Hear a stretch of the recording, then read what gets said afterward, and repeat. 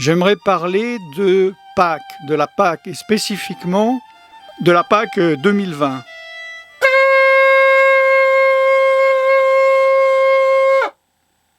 Plusieurs personnes m'ont demandé pourquoi dans certaines vidéos je jouais de la trompette.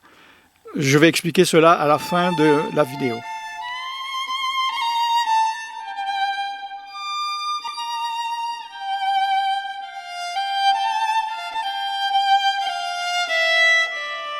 Beaucoup d'entre vous donc m'ont demandé que je parle de la Pâque, mais également comment la pratiquer.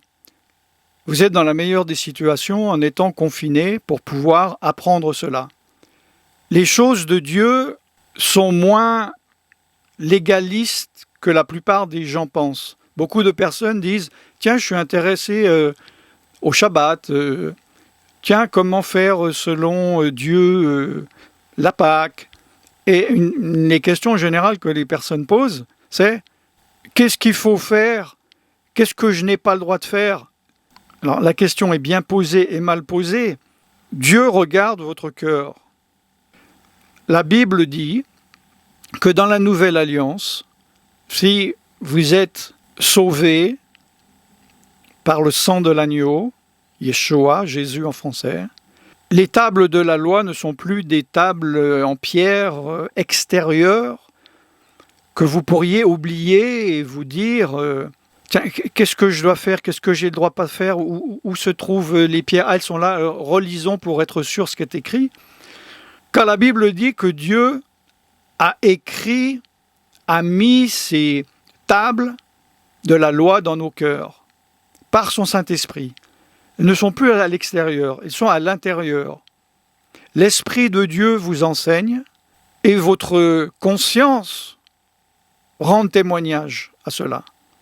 Vous savez, vous devez sentir ce que vous pouvez et ne pouvez pas.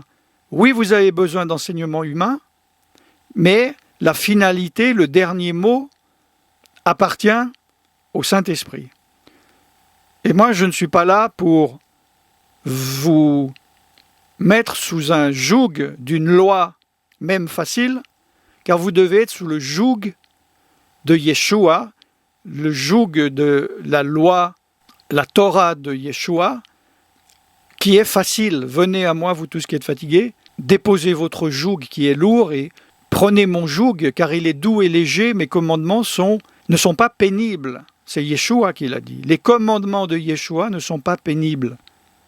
Je vais expliquer pourquoi les dates de la Pâque biblique ne sont pas aux mêmes dates que la Pâque catholico-protestante.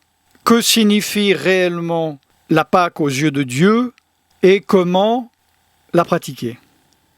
Vous êtes dans une situation particulière car pour beaucoup d'entre vous, c'est peut-être la première fois de votre vie que vous êtes confiné. Et la Pâque est une question, le commencement de la Pâque est une question de confinement.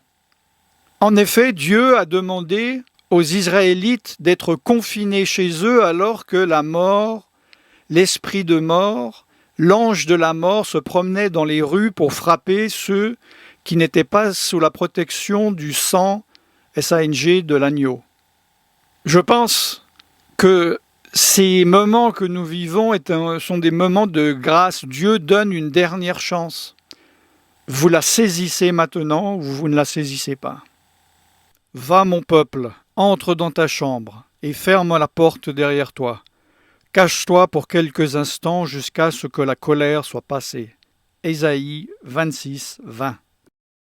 Il y a une grande différence entre la Pâque d'origine, la Pâque de Dieu, la Pâque biblique et la Pâque selon les traditions chrétiennes établies par l'Empire romain et suivies par l'Église catholique et la plupart des églises protestantes.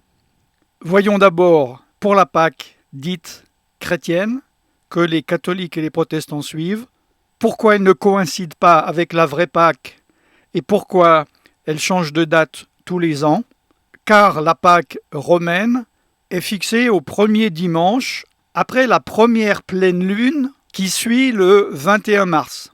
Donc au plus tôt le 22 mars, si la pleine lune tombe le soir du 21 et au plus tard le 25 avril. Il ne s'agit pas de la lune observée, mais d'une lune dite ecclésiastique. Ils calculent de cette manière pour que cela tombe le dimanche, le jour du soleil. Le dieu romain, dieu de l'Église catholique, adopté par la plupart des églises protestantes, qui ne sont pas sur le calendrier de Dieu, mais sous le calendrier grégorien. Nous allons voir maintenant la vraie Pâque, selon Dieu et selon la Bible. J'aimerais parler de Pâques, appelée aussi la Pâque, et spécifiquement pour cette Pâque qui vient du mois d'avril 2020. Si vous regardez cette vidéo à une autre année, évidemment, cet enseignement est valable vu que je parle des bases de ce qu'est et ce que n'est pas Pâques. Une chose importante à préciser, c'est qu'il y a deux Pâques distinctes, qui sont même divisées en 4 Pâques différentes, à ne pas confondre. Il y a ce que le monde, les chrétiens du monde appellent la Pâque juive, et il y a la Pâque chrétienne, et les deux autres Pâques sont la Pâque païenne, vous savez, avec les lapins au chocolat, les œufs, etc., que beaucoup des chrétiens du monde font coexister avec la Pâque chrétienne, et la quatrième, la Pâque messianique. Ne vous inquiétez pas, je vais essayer de rester le plus simple possible. Je ne suis pas là pour mettre la confusion, mais au contraire, simplifier pour vous.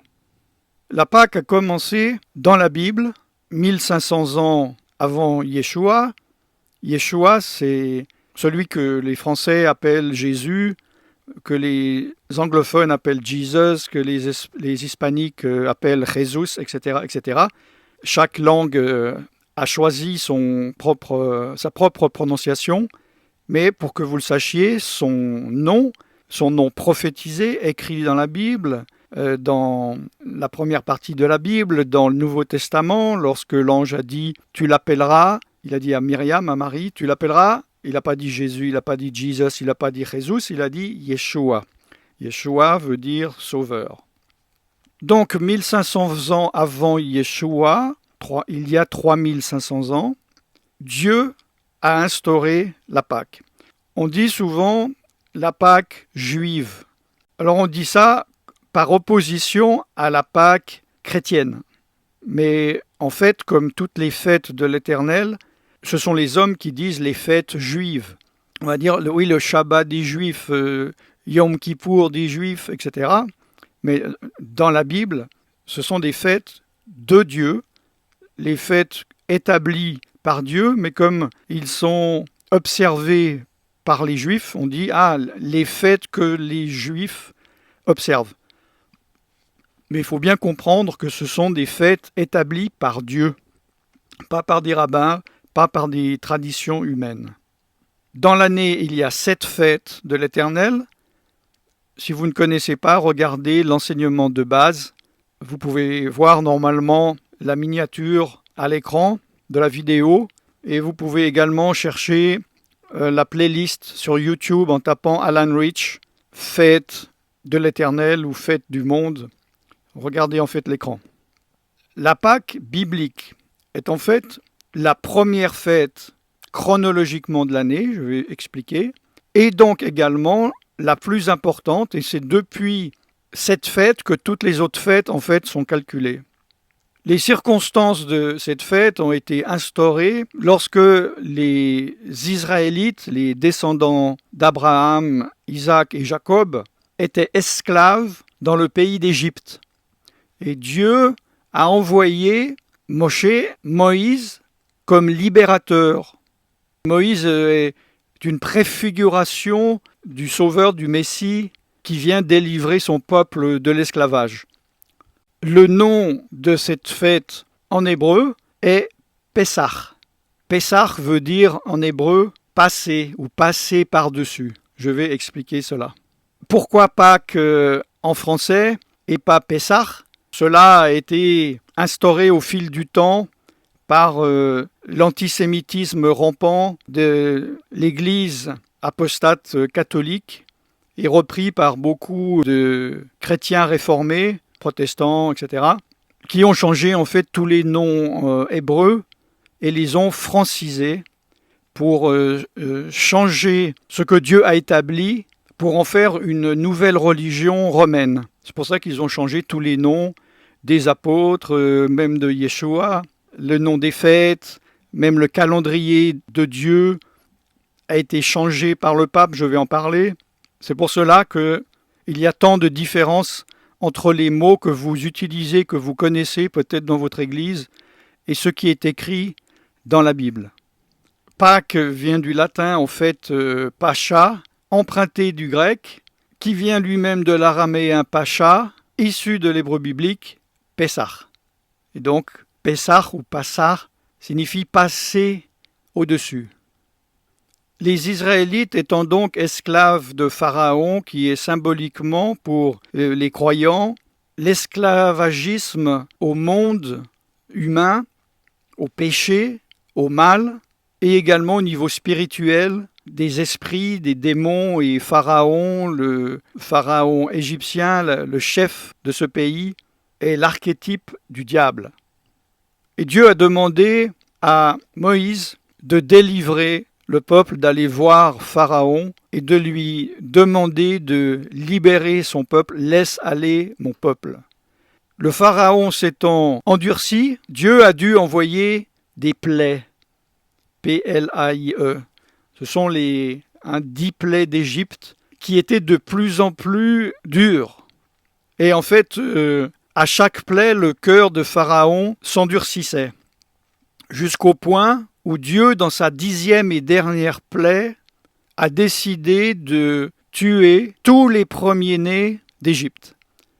Dans cette époque, le premier-né était quelque chose de très important, c'était celui qui héritait culturellement, qui avait la responsabilité de continuer l'œuvre de son père dans une société patriarcale, et que son premier-né homme meurt, c'était ce qu'il y avait de plus précieux. Comment cela s'est passé ? Il est dit dans la parole de Dieu que l'Éternel allait se promener dans toutes les rues de l'Égypte. On dit souvent que c'est l'ange de la mort qui se promenait. Évidemment, ce n'est pas précisé. Je ne vais pas expliquer ici pourquoi. Et tous les premiers-nés mourront. Alors comment être sauvés ? Eh bien, Dieu a révélé, a dit à Moïse qu'il explique aux enfants d'Israël de prendre un agneau pur et sans tache, de l'élever jusqu'au 7e jour et le 7e jour de le tuer, de l'égorger, de prendre son sang et le soir de la plaie, il devait mettre le sang de l'agneau sur les ponteaux de la porte, afin que l'ange de l'Éternel, lorsqu'il passerait et qu'il verrait ce sang sur la porte, eh bien, passe par-dessus cette maison, Pessah, qui veut dire passer, et ne tue pas le premier-né. Et toutes les maisons qui n'avaient pas ce sang, le premier-né était tué. Et Dieu leur a demandé de manger rôti cet agneau, et de manger du pain sans levain et des herbes amères, et de manger dans la précipitation, parce que c'est ce soir-là où ils allaient sortir d'Égypte et être délivrés de leur esclavage. Et Dieu demande dans la parole de Dieu aux Israélites de commémorer cela tous les ans à perpétuité, d'expliquer à leurs enfants en faisant le repas de Pâques, le Seder de Pessah. Seder, ça veut dire repas en hébreu, en se remémorant donc tout ce qui s'est passé. Les choses dans la Bible sont assez simples. Après, les traditions, entre autres rabbiniques, ont élargi les différents éléments dans le repas de Pâques. Mais au niveau biblique, les choses étaient encore assez simples. Yeshua donc, 1500 ans après, lui qui a évidemment observé toute la Torah et toutes les fêtes de l'Éternel, était à table avec ses disciples dans la chambre haute à Jérusalem pour prendre ce repas avec ses disciples. Alors pourquoi un agneau pur et sans tache ? Parce que le salaire du péché, c'est la mort, et sans effusion de sang, il n'y a pas de pardon de péché, mais cela ne peut pas être n'importe quel sang, il faut que cela soit évidemment selon les péchés dans la première alliance, certains animaux, mais qui soient considérés comme sans tache, purs. Pourquoi le pain sans levain? Parce que au niveau culturel, à l'époque, ils mangeaient du pain avec du levain, mais là, parce qu'ils étaient dans la hâte, ils n'avaient pas le temps de laisser la pâte lever. Yeshua, donc, avec ses disciples, prenait le repas de Pâques et a institué ou a accompli la célébration de la Pâque. Nous voyons ceci, par exemple, dans Matthieu, chapitre 26, à partir du verset 17, où il est dit « Le premier jour des pains sans levain », les disciples s'adressèrent à Yeshua pour lui dire « Où veux-tu que nous te préparions le repas de la Pâque ?» Nous voyons comment Yeshua a organisé cela. Et les disciples, au verset 19, préparèrent la Pâque. Le soir étant venu, verset 20, il se mit à table avec les 12. Alors je vais expliquer après pourquoi le soir et quel soir. Et pendant qu'il mangeait quoi? L'agneau, rôti, les herbes amères, le pain sans levain. Il dit, voilà, quelqu'un d'entre vous va me livrer. Au verset 26, pendant qu'il mangeait, Jésus prit du pain, et après avoir rendu grâce, il le rompit et le donna aux disciples en disant « Prenez, mangez, ceci est mon corps ». Alors, pour beaucoup de personnes qui ne connaissent pas bien la Bible, et d'ailleurs le catholicisme, le protestantisme, etc., a corrompu cela en faisant croire que Yeshua, Jésus, venait d'instaurer une chose complètement nouvelle, appelée le christianisme. Or, là, nous sommes complètement dans les traditions juives. Dans le repas, le Seder de Pessah, dans le repas de Pâques, et quand il est dit après avoir rendu grâce, ça, ce sont les traditions juives. Chaque famille rend grâce avant de manger. Il rompit le pain, chaque famille juive rompt le pain. Il le donna aux disciples en disant « Prenez, mangez, ceci est mon corps ». Évidemment, les disciples à ce moment-là ne comprenaient rien, malgré que c'était le soir où il allait être livré, puisque Yeshua leur avait déjà dit qu'il allait être livré, et même Pierre a dit « Non, moi vivant, personne ne va te toucher ». C'est seulement après sa résurrection que Dieu ouvrit leur esprit afin qu'ils puissent comprendre les Écritures et que l'Esprit de Dieu leur rappelle tout ce que Yeshua leur avait dit, et à ce moment-là qu'ils ont compris de quoi Yeshua parlait. Verset 27, il prit ensuite une coupe, et après avoir rendu grâce, il le leur donna en disant « Buvez-en tous, ceci est mon sang, le sang de l'Alliance, qui est répandu pour plusieurs pour la rémission des péchés. » Alors là, souvent, c'est présenté par le catholicisme, protestantisme, etc., comme les disciples qui mangeaient simplement un soir normal, et puis tiens, il y avait un verre sur la table et il l'a pris. Mais là, il s'agit de la coupe de la Pâque. Si j'ai le temps, dans cette vidéo ou la suivante, j'expliquerai qu'est-ce que cette coupe et pourquoi cette coupe. Mais donc, dans la tradition, tous les Juifs prennent la coupe qui représente le sang de l'agneau en Égypte. Ils rendent grâce, donc ce sont des traditions que Yeshua a gardées, et il leur dit « Buvez-en tous, c'est mon sang, le sang de l'Alliance ». Évidemment, ils ne comprenaient pas parce qu'en eux, ils se disent « Pourquoi il dit ça? Ça, c'est le sang de l'agneau que nous sommes en train de manger. » De quoi Yeshua est en train de parler? Ils ne comprenaient pas. Tout comme maintenant, il y a des chrétiens qui ne comprennent pas ça. Parce que l'Esprit de Dieu ne leur a pas encore révélé pour différentes raisons. Soit il y en a qui sont endurcis, qui sont rebelles, qui combattent, qui ont peur, qui veulent rester dans leurs convictions. Des esprits, le diable ne veut pas qu'ils connaissent la vérité, car Yeshua lui-même a dit « Vous demeurez dans ma parole, vous connaîtrez la vérité, et c'est la vérité qui va vous libérer, vous affranchir. » Verset 29, il dit « Je ne boirai plus désormais de ce fruit de la vigne donc le vin, jusqu'au jour où j'en boirai de nouveau avec vous dans le royaume de mon Père. J'expliquerai, soit dans cette vidéo ou dans la suivante, pourquoi il a dit ça. Et verset 30, après avoir chanté les cantiques, ils se rendirent à la montagne des Oliviers. Là encore, après avoir chanté des cantiques, ce n'est pas une institution du catholicisme ou du protestantisme, du christianisme. Tout cela fait partie des rituels juifs. Si vous allez sur tvyeshua.com, il y a des centaines de vidéos inédites concernant la racine juive du christianisme.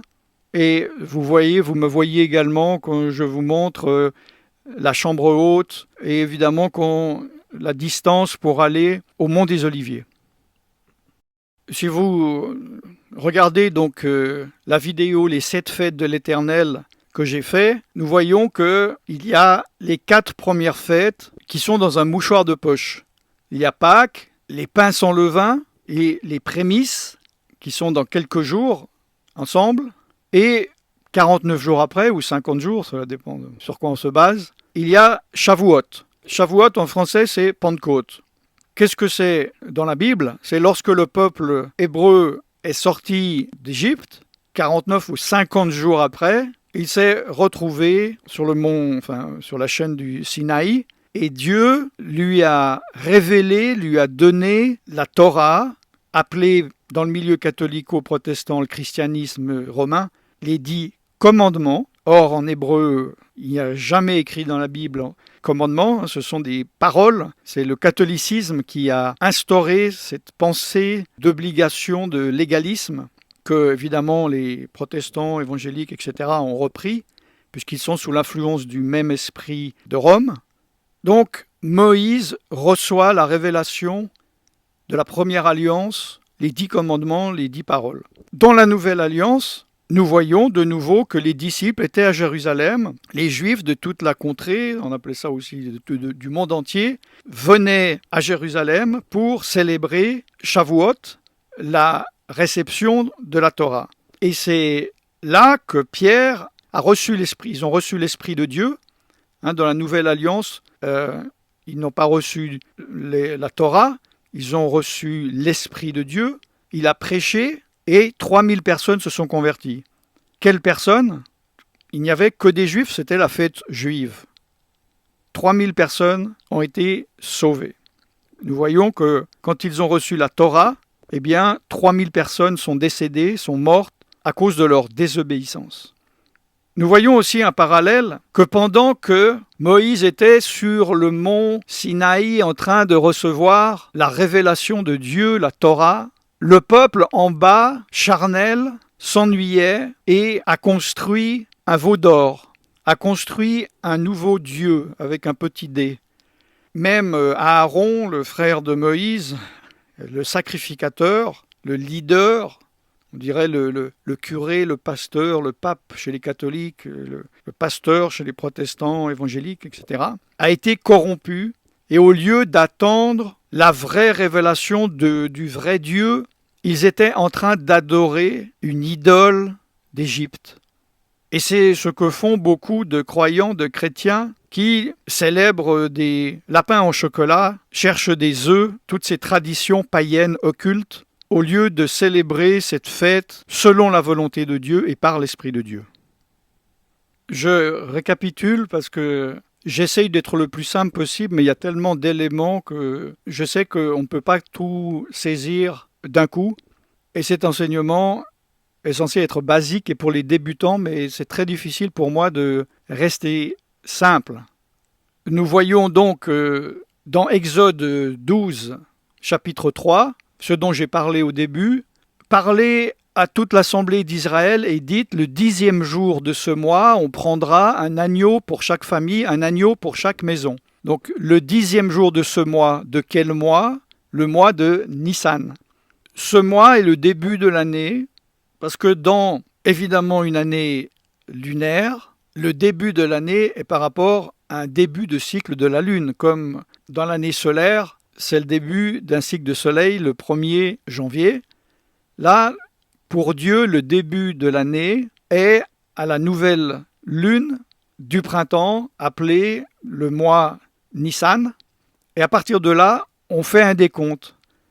Et c'est là, vous voyez au verset 3, le 10e jour de ce mois, on prendra un agneau pour chaque famille, un agneau pour chaque maison.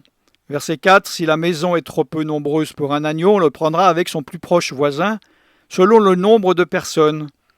Vous compterez pour cet agneau d'après ce que chacun peut manger. Ce sera un agneau sans défaut, mâle, âgé d'1 an, et vous le garderez jusqu'au 14e jour de ce mois. Et toute l'assemblée d'Israël l'immolera entre les 2 soirs. C'est ce que je vous expliquais tout à l'heure. Entre les 2 soirs, parce que la journée commence au coucher du soleil le soir. On prendra de son sang et on en mettra sur les 2 poteaux et sur le linteau de la porte des maisons où on le mangera. Cette même nuit, on en mangera la chair, rôtie au feu, on la mangera avec des pains sans levain et des herbes amères, etc., etc. Vous pouvez lire la suite du chapitre. On voit donc aussi au niveau du symbolisme, il fallait que cet agneau, il lui donne à manger, il l'élève pendant ces jours. Et un agneau, c'est mignon, c'est gentil, c'est innocent. Évidemment, les personnes vont s'attacher. Et je suis persuadé qu'il y en a beaucoup qui étaient tristes de devoir égorger cet animal innocent. Mais pourtant, c'est ce qui s'est passé sur la croix de Golgotha où Yeshua, Jésus, d'ailleurs, où Yohanan, Jean-Baptiste, lorsqu'il a vu Yeshua venir la première fois au lieu du baptême, il a dit « Voici l'agneau de Dieu qui ôte le péché du monde ». C'était une prophétie. Donc il y a une implication personnelle. Et au niveau de la conversion à Yeshua, c'est pareil. En Égypte, il n'y aurait pas pu avoir une personne qui passe de porte en porte. « Bonjour, je vous vends du sang de l'agneau, un peu de sang de l'agneau, vous n'avez pas besoin de l'élever, vous n'avez pas besoin de l'acheter, vous n'avez pas besoin de le tuer, vous n'avez pas besoin de le manger, mettez le sang sur vos portes et l'ange de la mort ne vous tuera pas. » Non, il fallait que cela soit dans la maison, l'agneau que vous avez élevé, que vous avez égorgé vous-même, et c'est son sang à lui. Tout comme nous avons tous crucifié Yeshua par nos péchés. Si vous aviez été le seul être humain sur cette terre, Yeshua aurait payé le même prix que pour toute l'humanité. Donc il faut que nous soyons impliqués dans notre conversion et obéissants. Le salut est par la foi, mais quand il est dit de croire, je l'ai dit beaucoup de fois, croire en grec dans le Nouveau Testament, c'est un verbe actif et non pas passif. C'est-à-dire qu'il demande une action. C'est plus faire confiance, adhérer. Par exemple, ces Israélites auraient pu dire à Moïse « Ah, il faut que j'ai un agneau, que je l'immole et que je mette du sang. Oui, d'accord. » Et qu'ils ne le fassent pas. Ou bien qu'ils prennent justement un agneau avec défaut. Ou qu'ils disent « On va le manger, mais du sang sur la porte, c'est pas propre, je ne vais pas le faire. » Le premier-né serait mort. Tout comme croire en Yeshua n'est pas comme croire au Père Noël, croire que demain il y aura un nouveau jour, mais c'est adhérer, c'est faire confiance, c'est marcher et c'est obéir. C'est cette commémoration donc que Yeshua faisait avec ses disciples le soir où il fut livré. Le 14e jour de Nissan, donc, l'agneau devait être sacrifié par toute l'assemblée. Ils devaient appliquer eux-mêmes le sang sur les poteaux de leurs portes. La fête des pains sans levain donc dure pendant 7 jours. Et le 1er et le 7e jour de Pessah sont des jours d'assemblée sainte, où tout travail est interdit. Pour cela qu'il est considéré comme un Shabbat, et même comme un grand Shabbat, un Shabbat Hagadol, pour obéir à la parole de Dieu. Dans la Bible, nous voyons dans Deutéronome 16.1, la période de Pâques est aussi appelée le mois des épis, Hag HaAviv. Dans Exode chapitre 12, versets 17 à 20, la fête des pains sans levain, Hag HaMatzot. Et dans Nombre 9.2, le festival, évidemment, de Pâques, Hag HaPesach. Pourquoi manger également du pain sans levain? Parce que le levain est considéré comme les choses mauvaises du cœur. Il est dit dans 1 Corinthiens chapitre 5, à partir du verset 6, « Ne savez-vous pas qu'un peu de levain fait lever toute la pâte? Faites disparaître le vieux levain, afin que vous soyez une pâte nouvelle, puisque vous êtes sans levain, car Christ, ou Mashiach, notre Pâques ou notre Pessah, a été immolé. Célébrons donc la fête, non avec du vieux levain, non avec un levain de malice et de méchanceté, mais avec les pains sans levain de la pureté et de la vérité. » Il se peut que vous fêtiez Nouvel An romain, païen, solaire. Je vous invite à regarder mes vidéos sur ce sujet. J'ai des playlists. Normalement, vous devriez voir les miniatures sur l'écran pour comprendre pourquoi ça serait mal, pourquoi il ne faudrait pas les fêter. Surtout si en plus, non seulement vous fêtez les fêtes du monde, mais vous ne fêtez pas les fêtes de Dieu. Il faudrait peut-être arrêter de dire que le Dieu de la Bible, le Dieu d'Israël est votre Dieu et que Yeshua, le Messie d'Israël, le roi d'Israël est votre Seigneur. Il faudrait commencer à obéir au Dieu que vous dites être votre Dieu. Le début de l'année, selon la parole de Dieu, Exode 12.2, donc ce mois sera pour vous le début du mois, ce sera le premier mois de l'année pour vous. Harodesh hazeh lachem rosh chodashim, rishon hu lachem, les chodshe hashana. Ça, c'est ce qui est écrit en hébreu dans la Bible, commandé par qui? Par Dieu. Yeshua a été livré au début, à la veille de la Pâque. Ça correspondrait à cette année au 8 avril au soir. Il est mort, l'équivalent de cette année du 9 avril, le jour de la Pâque. Il est mort à l'heure exacte où les Juifs font le sacrifice de leur agneau demandé par Dieu. Vous êtes seul, vous êtes ou même seul en famille, vous êtes isolé. Je sais que beaucoup d'entre vous n'osent pas prendre la communion, la Sainte Seine, le pain et le vin, appelez ça le pain et le, après vin veillenne. Ils n'osent pas tout seuls parce que vous êtes sous le joug de traditions humaines où peut-être on vous a dit il n'y a que le curé, il n'y a que le pasteur qui a le droit de vous le donner et ça doit être dans un lieu précis, éventuellement une église, et que si vous le prenez tout seul, vous allez apporter une malédiction sur votre tête. Sortez de la crainte des hommes et rentrez dans la crainte de Dieu. Comprenez ce que Dieu veut et pourquoi il demande ou il permet certaines choses. Il faut comprendre la profondeur, la signification du vin et du pain dans le jour de Pâques. J'aimerais donc faire avec vous, avec ceux qui le désirent, de prendre le pain et le vin.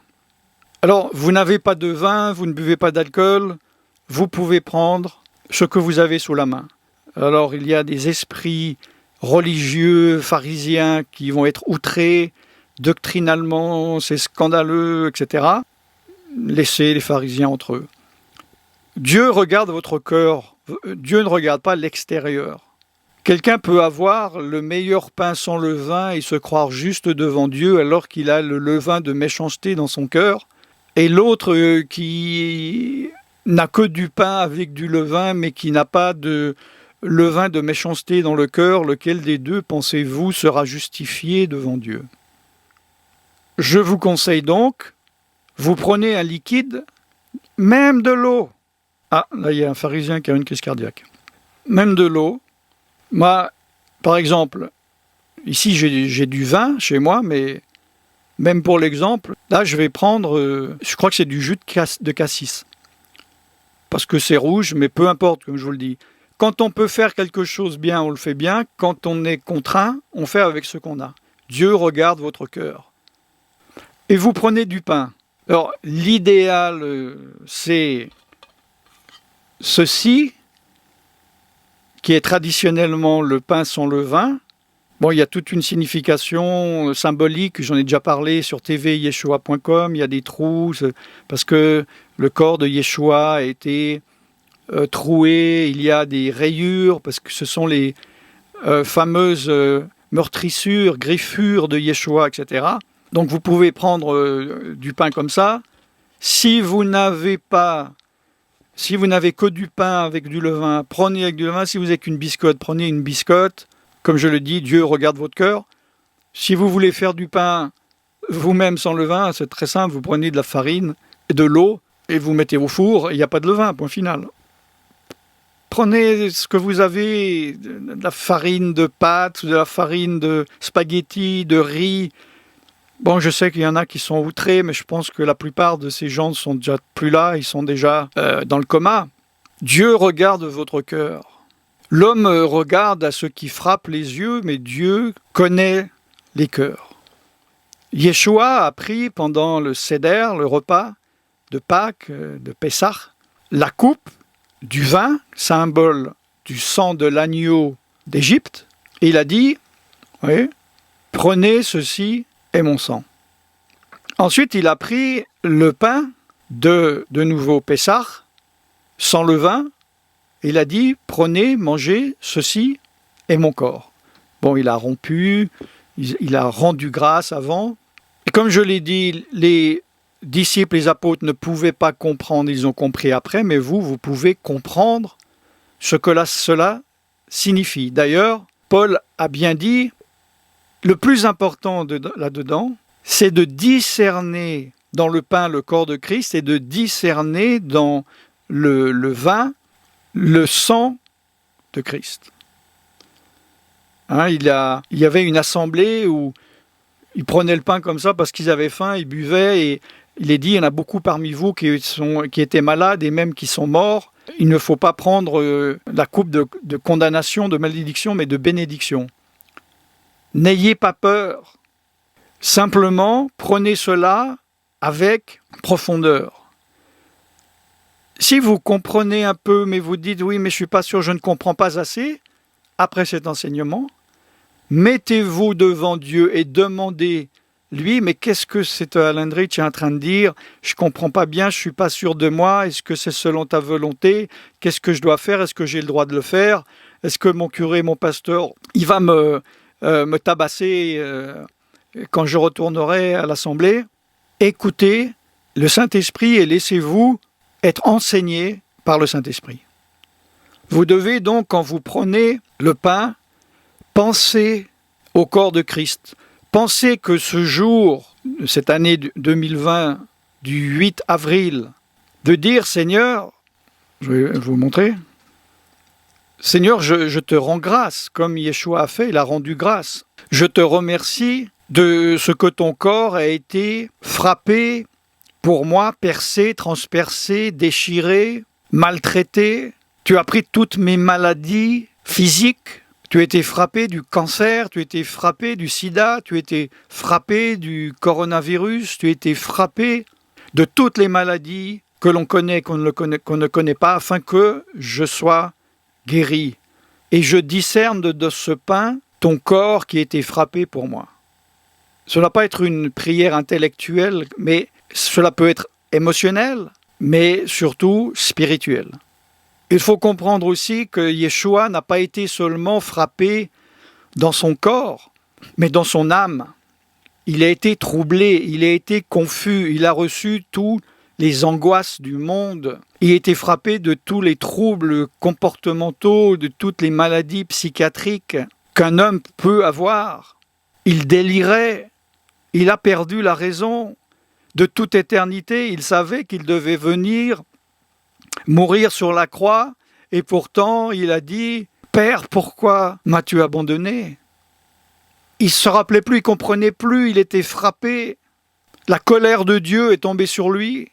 Toute la colère contenue de Dieu pour le péché est tombée sur Yeshua. Et bien sûr, spirituellement, il était frappé car il était coupé de la communion avec Dieu.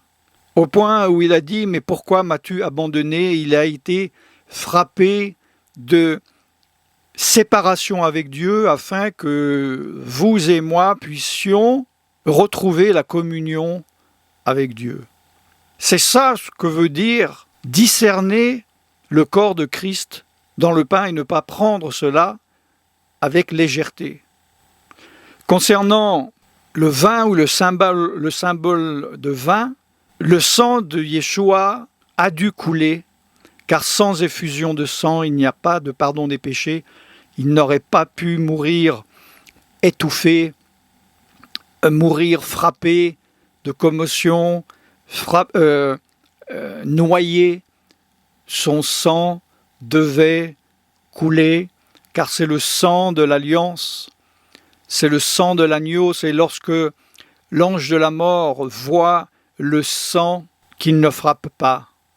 C'est avec le sang de l'agneau que nous devons laver nos robes, afin qu'elles deviennent blanches. C'est contradictoire, normalement. Si maintenant je coule ce liquide rouge sur ma blouse blanche, elle devient rouge. Mais là, il est dit que, dans la parole de Dieu, avec le sang de l'agneau, cela nettoie.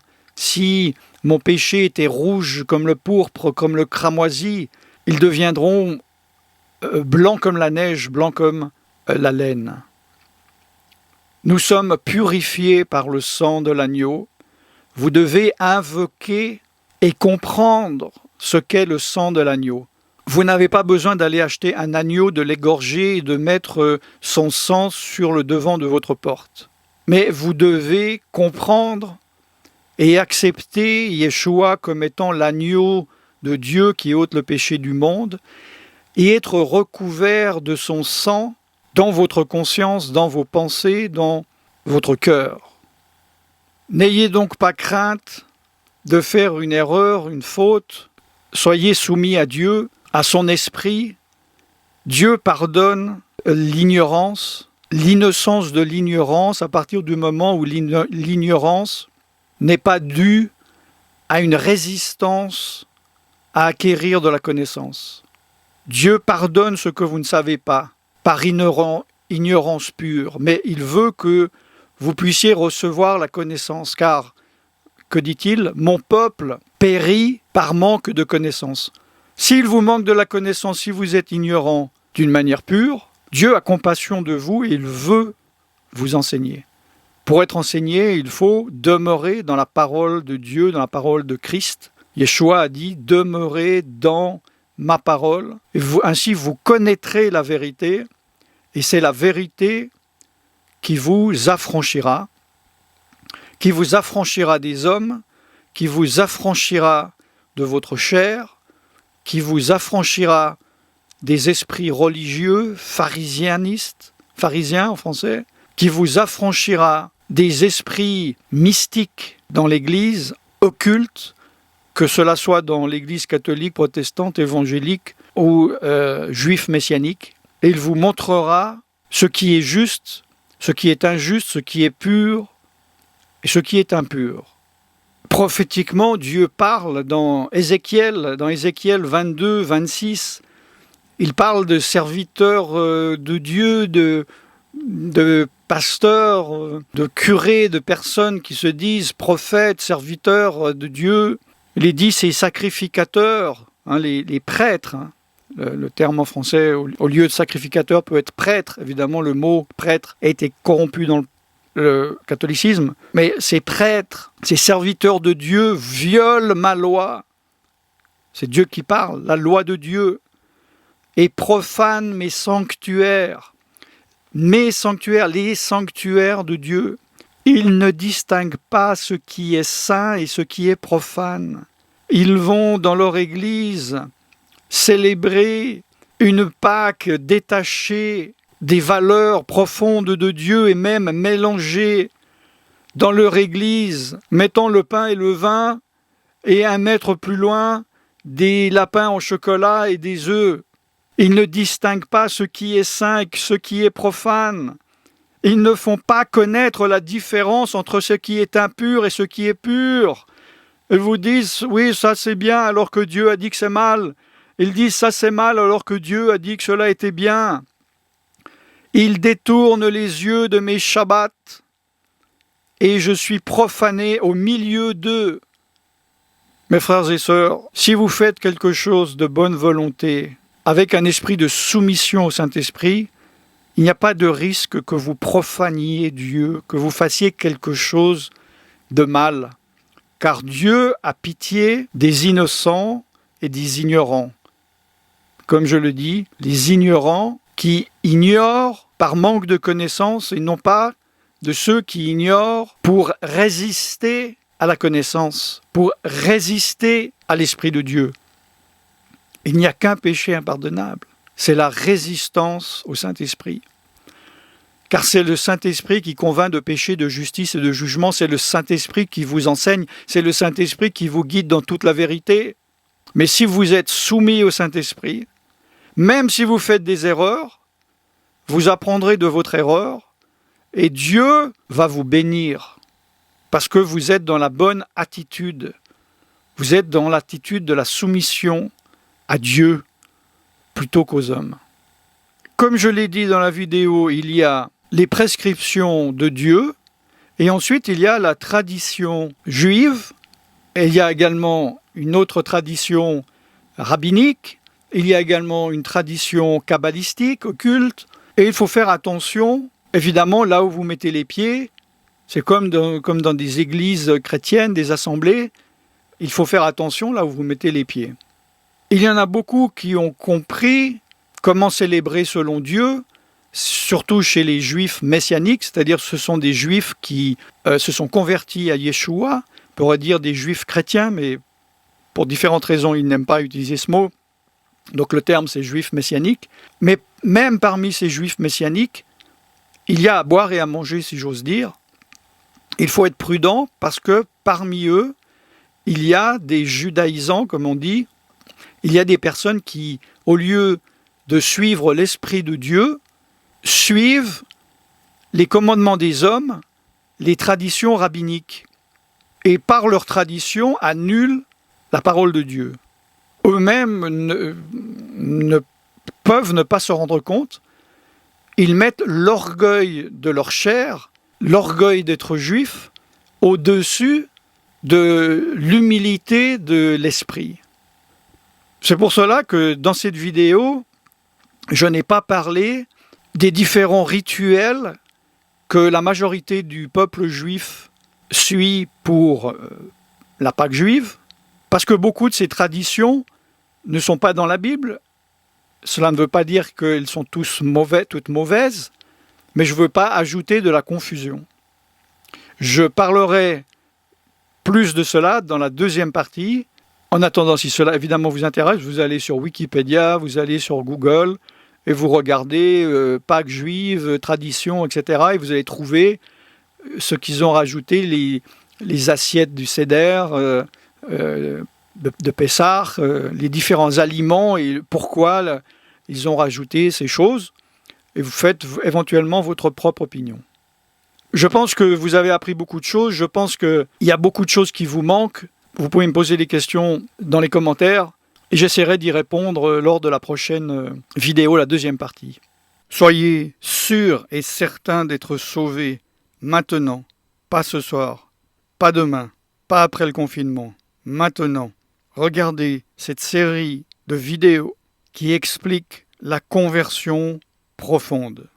Vous êtes peut-être un croyant qui s'est converti superficiellement, c'est-à-dire qui aime Dieu superficiellement. Vous n'aimez pas Dieu de tout votre cœur, de toute votre âme, de tout votre esprit, de toutes vos forces. Votre vie passe avant la vie de Dieu. De grâce, vous n'avez aucun prétexte. Vous êtes confiné. Regardez cette série. Investissez 1 heure de votre vie afin de passer votre éternité dans le royaume des cieux. Pour cela, sur YouTube, recherchez sur ma chaîne la playlist « La conversion à Jésus-Christ, comment être sauvé Alan Rich » ou sur YouTube, faites bien attention que cela fasse partie de ma chaîne personnelle.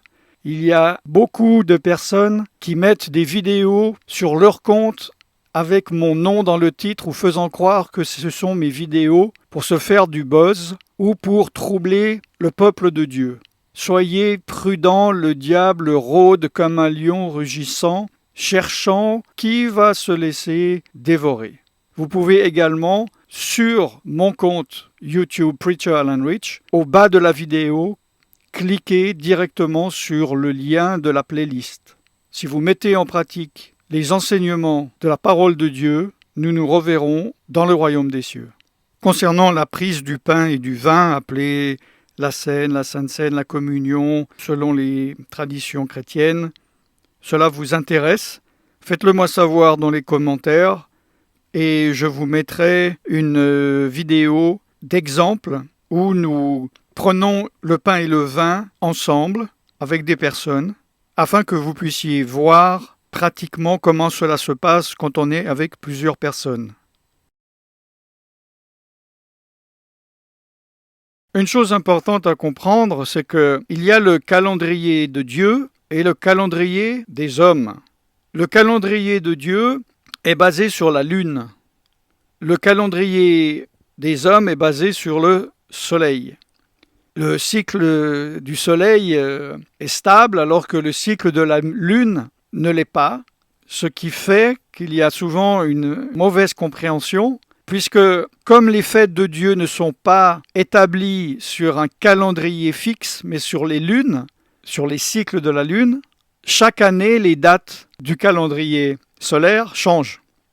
Je ne veux pas trop être technique dans cette vidéo, je ferai des schémas dans la deuxième vidéo. Nous voyons déjà dans Genèse, je donnerai tous les versets dans la deuxième vidéo, où Dieu, quand il a créé les jours, les temps, il a d'abord dit il y eut une première nuit et il y eut un premier jour, parce que, en fait, pour Dieu, le début du jour, c'est au coucher du soleil. Selon donc les calendriers occidentaux, je prends l'exemple d'un dimanche, peu importe le mois, où nous serions le 31, selon le calendrier solaire, à minuit, nous passons au lundi 1er du mois suivant. Par contre, dans le calendrier lunaire, le jour change au coucher du soleil. Et ce coucher du soleil varie en fonction du cycle de la lune. L'heure varie.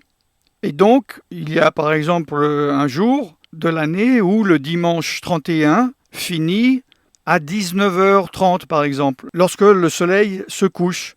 Et donc le lundi 1er commence encore le dimanche. Vous regardez bien le schéma, parce que c'est vrai qu'en expliquant, c'est presque incompréhensible. Mais là, vous voyez que cela devient extrêmement clair.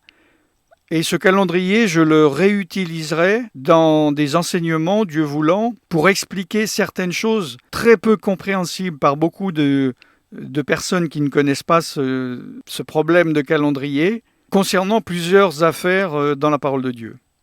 C'est pour ça qu'on parle souvent de la veille de la Pâque. Par exemple, cette année 2020, selon le calendrier lunaire, selon le calendrier de Dieu, la Pâque commence le 8, et souvent c'est écrit 8, trait d'union 9, le 8 avril. Pourquoi ? Parce qu'en fait, la Pâque réellement commence le 9. Mais comme le 9, bon, je sais qu'il y en a qui ne vont pas comprendre, je suis désolé. Le 9 commence le 8, on parle de veille, la veille du 9.